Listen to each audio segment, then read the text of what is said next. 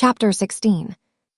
On the way home, Levin asked all details of Kitty's illness and the SH teacher Batsky's plans, and though he would have been ashamed to admit it, he was pleased at what he heard.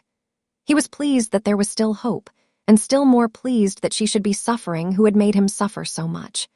But when Stepan Arkadyevitch began to speak of the causes of Kitty's illness and mentioned Vronsky's name, Levin cut him short. "I have no right whatever to know family matters, and to tell the truth, no interest in them either."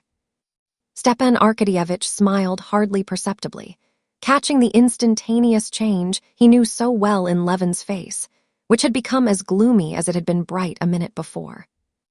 "Have you quite settled about the forest with Ryabinin?" asked Levin.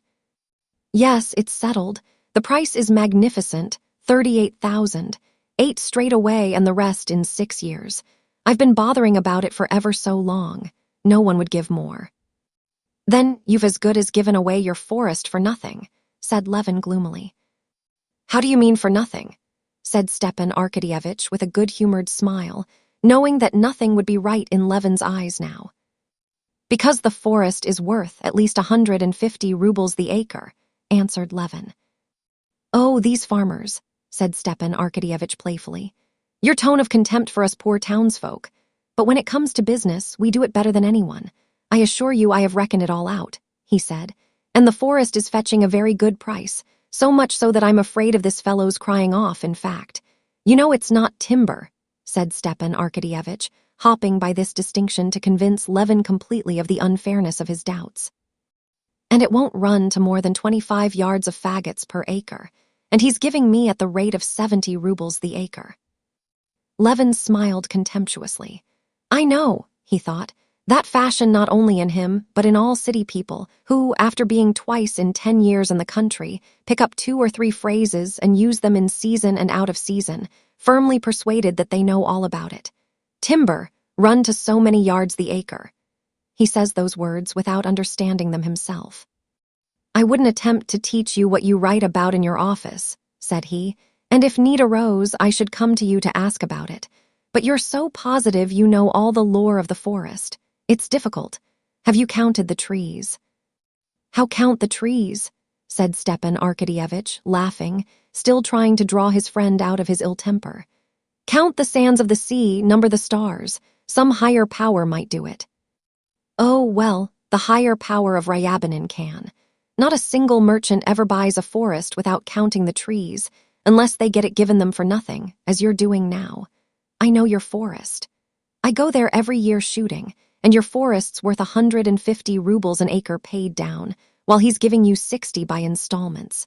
So that in fact you're making him a present of 30,000. "Come, don't let your imagination run away with you," said Stepan Arkadyevitch piteously. "Why was it none would give it then?" "Why, because he has an understanding with the merchants. He's bought them off. I've had to do with all of them, I know them. They're not merchants, you know, they're speculators. He wouldn't look at a bargain that gave him 10–15% profit, but holds back to buy a ruble's worth for 20 kopecks. Well, enough of it, you're out of temper." "Not the least," said Levin gloomily, as they drove up to the house. At the steps there stood a trap tightly covered with iron and leather, with a sleek horse tightly harnessed with broad collar straps. In the trap sat the chubby, tightly belted clerk who served Ryabinin as coachman.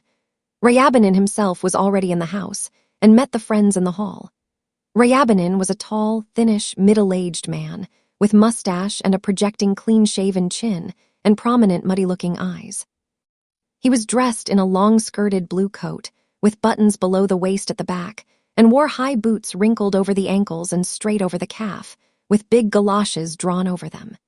He rubbed his face with his handkerchief, and wrapping round him his coat, which sat extremely well as it was, he greeted them with a smile, holding out his hand to Stepan Arkadyevitch, as though he wanted to catch something. "So here you are," said Stepan Arkadyevitch, giving him his hand.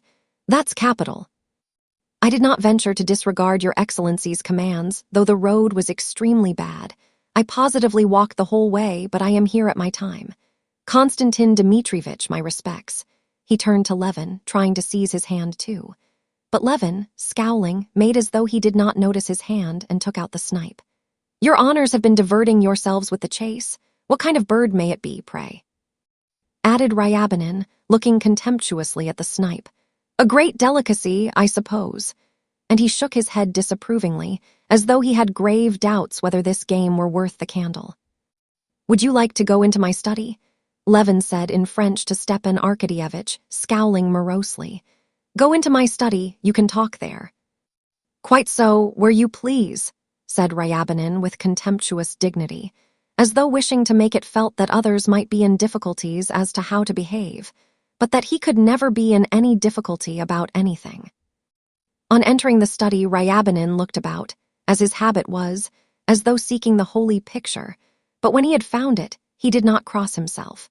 He scanned the bookcases and bookshelves, and with the same dubious air with which he had regarded the snipe, he smiled contemptuously and shook his head disapprovingly, as though by no means willing to allow that this game were worth the candle. Well, have you brought the money? Asked Oblonsky. Sit down. Oh, don't trouble about the money. I've come to see you to talk it over. What is there to talk over? But do sit down. I don't mind if I do, said Ryabinin, sitting down and leaning his elbows on the back of his chair in a position of the intensest discomfort to himself. You must knock it down a bit, Prince. It would be too bad. The money is ready conclusively to the last farthing. As to paying the money down, there'll be no hitch there. Levin, who had meanwhile been putting his gun away in the cupboard, was just going out of the door, but catching the merchant's words, he stopped. Why, you've got the forest for nothing as it is, he said. He came to me too late, or I'd have fixed the price for him. Ryabinin got up, and in silence, with a smile, he looked Levin down and up. Very close about money is Konstantin Dmitrievitch, he said with a smile, turning to Stepan Arkadyevitch. There's positively no dealing with him. I was bargaining for some wheat of him, and a pretty price I offered too. Why should I give you my goods for nothing? I didn't pick it up on the ground, nor steal it either. Mercy on us, nowadays there's no chance at all of stealing. With the open courts and everything done in style, nowadays there's no question of stealing. We are just talking things over like gentlemen.